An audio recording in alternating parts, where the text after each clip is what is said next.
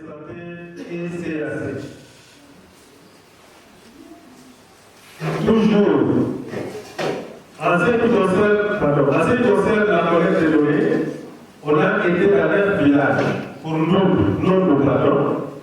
Et là, quand on arrive dans un village, on devrait assurer exhaustivement le processus, la recherche de formation qui devrait continuer jusqu'à la saturation. Donc on doit toucher tous les enfants du village. Alors, nous avons aussi analysé la mise en place de la proche de famille. Et cette test permet de chiffrer l'accord entre deux ou plusieurs observateurs, les recours et l'enquêteur qui est là. Nous allons comparer les résultats pris par les maires à ceux pris par les recours. Et ici, la référence, c'est les recours et les maîtres, c'est l'enquêteur qui sera l'ami, qui les observe. Je pense que les CP avaient déjà expliqué comment ça se faisait. Donc, vous arrivez dans un village qui a été sélectionné. L'enquêteur va dans un ménage, on vérifie s'il y a la cible qui varie entre 6 et 59 mois. Dès qu'on dit oui, il demande à la maman de prendre le bébé en commençant par les bras gauche et finir par les bras droit. À ce moment-là, le recours est très loin là-bas, même en fin d'année. Seulement quand il finirait, qu'on va faire appel au recours, de venir lui aussi prendre le mesure chez le même enfant. Et l'enquêteur est là pour noter les réponses dans la tablette directement. Enfin, les capas pondérés, toujours avec Owen, pondéré, on a pondéré, a été utilisé comme un résumé numérique de l'accord interjuge entre deux évaluateurs. L'avantage d'adapter le bébé par rapport aussi à la croissance de l'enfant sauvage. Le débat actuel, ce qui est vrai, les bébés sur l'échelle mondiale recrutent plus d'enfants mal nourris que les autres recruteurs. Mais cela, ça dépend des régions. Mais des études menées avec les données de la RDC aussi montrent que environ 45% d'enfants souffrant de la malnutrition aiguë globale seront abandonnés si on utilise seulement le bébé.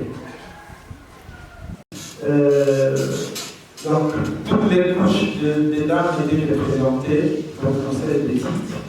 Et les récours avaient comme âge médian de 32 ans. On avait recruté 77% de mères qui étaient bien formées, mais également un enquêteur qui avait aussi une formation encore plus élevée. Et quand la mère prenait, donc évaluait l'enfant, l'enquêteur était à presque 60%, 63%, la technique de la mère est jugée bonne par l'enquêteur. Cela veut dire que presque 40% des mères avaient une mauvaise technique, selon l'enquêteur. Les diagnostics de la malnutrition par la mère, 2,5% avaient la malnutrition aiguë sévère. Je vais nuancer encore ici. Nous, on n'est pas venu au début. On est venu déjà, le projet était effectif. Mais en plus de cela, il y avait une nette amélioration. On va voir avec l'enquête Kali.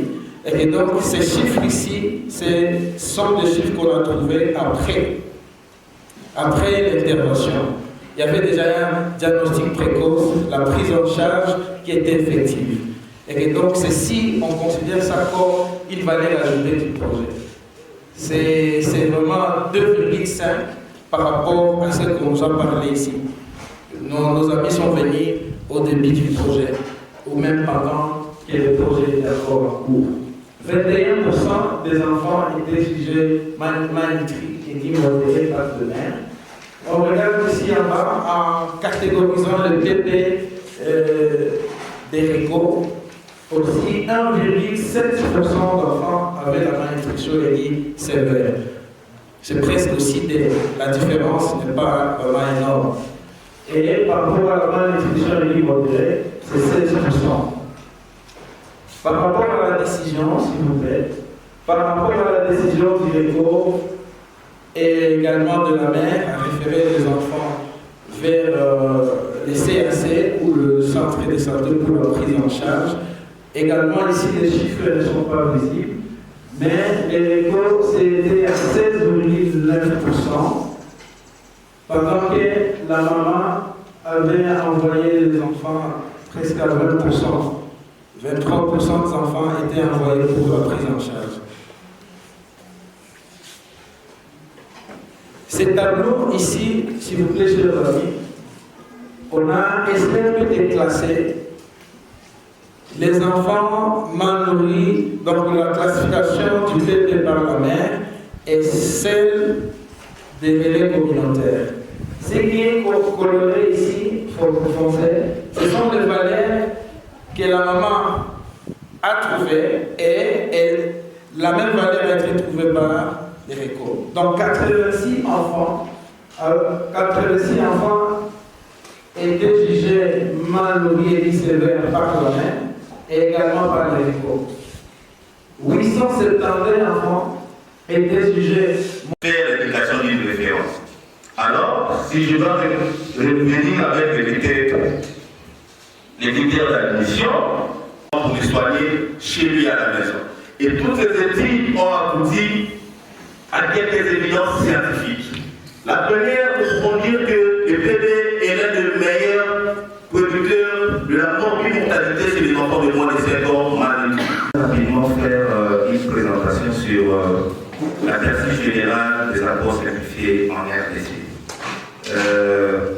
C'est important qu'on passe sur certains éléments qui vont nous permettre, ici ensemble, même pour ceux qui en emploi ici n'avaient pas d'informations sur les apports simplifiés, d'avoir quand même assez de connaissances qui pourront leur permettre de faire une analyse assez objective pour tirer les leçons par rapport au projet qui a été mis en œuvre à nous. Donc, nous allons commencer évidemment par des évidences internationales. Je crois qu'on va paraphraser ce qui est écrit ou associé à ce problème de malnutrition. On l'aide, il faut toujours rechercher, même dans la communauté, et ça c'est le plus évident pour les mamans même. Et si cet enfant n'a pas de problème, ne venez pas envoyer l'enfant à la maison, on va dire maman non, votre enfant est important, peut-être que vous avez commis une petite erreur lors de la désir, et toujours accompagner du conseil ange. Et le deuxième cas d'espèce, les relais communautaires peuvent trouver l'enfant est dans le jaune, donc avec un PV supérieur ou égal à 115, mais inférieur à 125. Et cet enfant ne présente pas de séquelles. Il n'a aucune autre complication médicale. Cet enfant, automatiquement, c'est un enfant même sans complication. Comment ça se fait, comment ça se passe au niveau de la prise en charge, au niveau des unités composantes de cette approche. Et ensuite, on va donner un élément sur le critère d'admission, très important, parce que quand AFPDE va présenter évidemment qu'est-ce qu'il a eu comme critère de performance, on doit savoir ces enfants ont été admis dans le programme sur quels critères, sur base de quels critères, et on va présenter différents types de protocoles par rapport au tableau que les directeurs viennent de présenter ici. Ça a suscité aussi l'intérêt des uns et des autres. On a vu Compass, on a vu Optima, et d'autres ont vu Approche Mango. Tous peut-être sont les adaptations qui ont été retenues pour les approches simplifiées. Et on a cité évidemment la COVID-19 avec son arrivée et évidemment d'autres situations que nous retrouvons dans notre pays. Alors, pour les évidences internationales, les études Compass menées par l'IRC et aussi les études menées par Alima et d'autres chercheurs, dont Isalaka, et les critères d'admission dans les paramètres anthropométriques pour inclure les enfants dans les programmes. Donc, on évaluait la spécificité et la sensibilité du PD, mais aussi on recherchait comment faire la réduction des doses en les rationalisant. Donc, clinique, les études PV et Salata étaient plus sur les rapports entre PV et le gain de poids, donc le poids et le PV. Mais d'autres études aussi qui ont évalué est-ce que le PV uniquement, avec la rationalisation des doses, en utilisant un seul produit, peut permettre qu'on ait le même résultat. Et donc, de toute évidence, tout ce qui a été fait à l'étranger, ailleurs, qui a été fait au niveau international, ont démontré qu'il y avait une efficacité, un gain par rapport à la simplification de la prise en charge, par rapport à la simplification du critère d'admission, mais aussi la diminution de la durée d'hospitalisation au niveau des structures. Et les pays ont réfléchi par rapport à ces adaptations sur tout ce qui a été présenté et on a retenu 3 principales adaptations. Donc nous citons la première adaptation, c'est l'utilisation de la stratégie PMR pour le dépistage et le diagnostic de la malnutrition aiguë. Ça c'est la première adaptation. Donc utilisation du PMR famille pour le diagnostic et le dépistage de la malnutrition. Et la deuxième adaptation, c'est l'utilisation du produit unique pour le traitement de la malnutrition aiguë. Donc, les enfants mâles et les enfants masses sont pris en charge, mais avec un seul produit. Et la troisième adaptation, c'est le traitement communautaire de la malnutrition. Donc, ces 3 adaptations qui, de manière simpliste, c'est la mère qui dépiste l'enfant au niveau de la stratégie des familles. C'est l'enfant qui est dépisté au niveau de la communauté, par la mère, par la gardienne d'enfant. Et il fallait avoir l'accompagnement des relais communautaires qui va dans la communauté, former la mère avec un outil très pratique et très simple qui est le périmètre de vaccin. Voilà, merci beaucoup. Les amis qui sont en ligne, nous allons revenir peut-être lors des questions si elles en ont. Je disais ici, par rapport. Non, voilà. Et là, nous donnons encore de façon chiffrée les nombres des enfants, mâles et masses déchargés. Je disais tantôt, il y a eu 9000 quelques enfants admis, mais à la fin du mois de février, il y a eu 7806 enfants déchargés. Et ici, on s'est dit, au centre, par les enfants masses, il y a eu toutes les aires de santé ont commencé avec la prise en charge, mais les CAC c'était des façons. Ils ne pouvaient pas attendre à ce que la prise en charge après 2 semaines ou 3 semaines. Ils s'étaient précipités pour ici enfants déchargés, soit 54% d'enfants déchargés en février 2023. J'aimerais aussi ajouter une chose. Il fallait commencer avec l'approche simplifiée à nous. Mais comme le médecin-chef de zone disait, pour nous, pour la communauté, il avait fallu qu'on aille à 3 ans. Mais le projet est limité encore. Et vu qu'on savait que c'était au bout de 12 mois qu'on allait quitter la zone, il avait fallu aussi préparer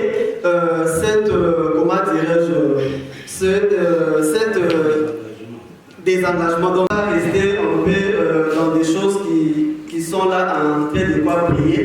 On voulait aussi montrer un peu une honnête différence des cas de réussite. On avait eu du mal de ressortir les cas de réussite dans les outils des centres de santé et alors on s'en vit alors la charge vue. Et bien nous avons quand même fait une étude de recherche-action. Donc parmi ces enfants, combien étaient retournés au niveau des centres de santé pour CAC pour être soignés?